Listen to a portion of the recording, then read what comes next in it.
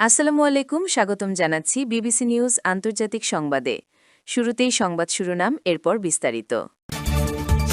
ভেনেজুয়েলায় মুক্তির পর মিত্রকে অপহরণের অভিযোগ মাচাদোর।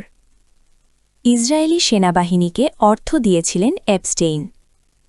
নাইজারে সামরিক ড্রোন হামলায় নিহত হয় 17 বেসামরিক নাগরিক HRW। কিউবার পরিস্থিতি সত্যি অত্যন্ত সংকটপূর্ণ, ক্রেমলিন। দর্শক, এতক্ষণ শুনছিলেন সংবাদ শিরোনাম, এখন বিস্তারিত। ভেনেজুয়েলায় মুক্তির পর মিত্রকে অপহরণের অভিযোগ মাচাদোর।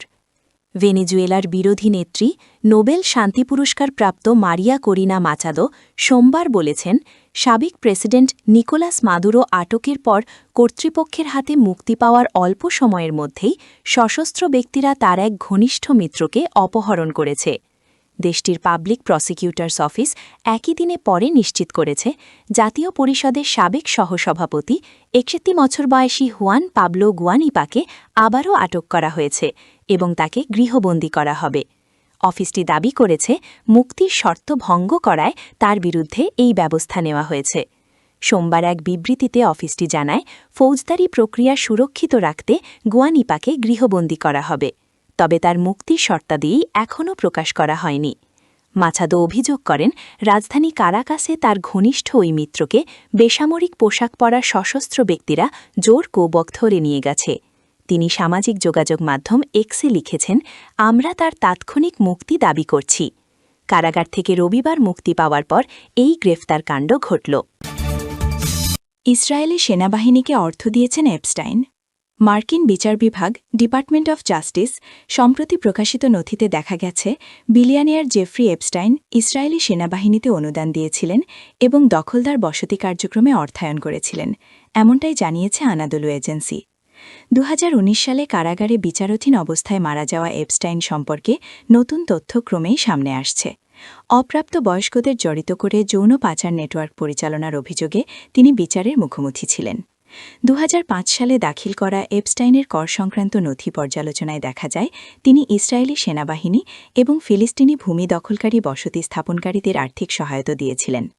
নথি অনুযায়ী 2005 সালের 3 মার্চ Epstein friends of the Israeli defence ফোর্সেসে $25,000 অনুদান দেন। এছাড়া তিনি জুইশ ন্যাশনাল ফান্ডে $15,000 দেন, যা পশ্চিম তীরে বসতি স্থাপনকারীদের অর্থায়ন করে বলে অভিযোগ রয়েছে। এর পাশাপাশি ন্যাশনাল কাউন্সিল অফ জুইশ উইমেনে তিনি আরও $5,000 অনুদান দেন। 2012 সালের 20 মার্চ এপস্টাইনের পাঠানো একটি ইমেইল বার্তায় তিনি দাবি করেন, ঐতিহাসিকভাবে ফিলিস্তিন কখনও অস্তিত্বশীল ছিল না। ওই বার্তায় এপস্টাইন লেখেন, ফিলিস্তিন কখনোই একচেটিয়াভাবে আরবদের দেশ ছিল না, যদিও 7ম শতকে মুসলিম অভিযানের পর ধীরে ধীরে আরবি ভাষা অধিকাংশ জনগোষ্ঠীর ভাষায় পরিণত হয়। ফিলিস্তিনে কখনো কোনো স্বাধীন আরব বা ফিলিস্তিনি রাষ্ট্রের অস্তিত্ব ছিল না। নতুন নথিতে এপস্টাইনের অন্ত্যেষ্টিক্রিয়া সম্পর্কেও কিছু তথ্য উঠে এসেছে।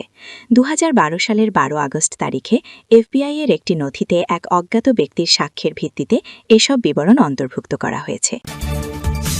নাইজারে সামরিক ড্রোন হামলায় নিহত হয় 17 বেসামরিক নাগরিক HRW। গত মাসে বুর্কিনা ফাসোর সীমান্তের কাছে পশ্চিম নাইজারেই নাইজার সামরিক বাহিনীর ড্রোন হামলায় 17 জন বেসামরিক লোক নিহত হয়েছে, যার মধ্যে শিশুও রয়েছে। হিউম্যান রাইটস ওয়াচ সোমবার এই তথ্য জানিয়েছে। নাইজার পশ্চিম টিলাবেরি অঞ্চলে জিহাদি সহিংসতায় জর্জরিত একটি উত্তেজনাপূর্ণ অঞ্চল, যেখানে দেশটির সীমান্ত তার মিত্র বুর্কিনা ফাসো এবং মালির সঙ্গে মিলিত হয়েছে। আল কায়েদা এবং দায়েশ গোষ্ঠীর সঙ্গে যুক্ত যোদ্ধারা প্রায় 1 দশক ধরে মারাত্মক হামলা চালিয়েছে। HRW এক বিবৃতিতে জানিয়েছে, 6 জানুয়ারি একটি জনাকীর্ণ বাজারে নাইজারের সামরিক ড্রোন হামলায় 4 শিশুসহ কমপক্ষে 17 জন বেসামরিক লোক নিহত এবং কমপক্ষে 13 জন আহত হয়েছে। এই হামলায় 3 যোদ্ধাও নিহত হয়েছেন বলে তারা জানিয়েছে। HRW জানিয়েছে, রাজধানী নিয়ামি থেকে প্রায় 120 কিলোমিটার 75 মাইল পশ্চিমে এবং বুর্কিনা ফাসো সীমান্ত থেকে 3 কিলোমিটারেরও কম দূরে টিলাবিরি অঞ্চলের কোকোলোকো গ্রামে এটি ঘটেছিল। প্রত্যক্ষদর্শীরা জানিয়েছে, তারা সকালে গ্রামের ওপর দিয়ে 2 বার একটি ড্রোন উঠতে দেখেছেন এবং এরপর বাজারে শত শত লোক থাকা অবস্থায় তাতে অস্ত্র নিক্ষেপ করেছে বলে HRW জানিয়েছে। কিউবার পরিস্থিতি সত্যি অত্যন্ত সংকটপূর্ণ, ক্রেমলিন। কিউবায় জ্বালানি সংকট চরম আকার ধারণ করেছে বলে সোমবার জানিয়েছে ক্রেমলিন। দেশটিতে জ্বালানির রেশনিং ও জরুরি সেবা রক্ষায় একটি পরিকল্পনা ঘোষণা করেছে তারা।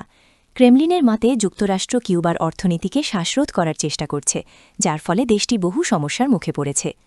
কিউবা সরকার শুক্রবার ক্রমবর্ধমান জ্বালানি সংকট মোকাবিলায় জরুরি পরিষেবা সচল রাখা এবং জ্বালানি ব্যবহার নিয়ন্ত্রণের পরিকল্পনা প্রকাশ করে।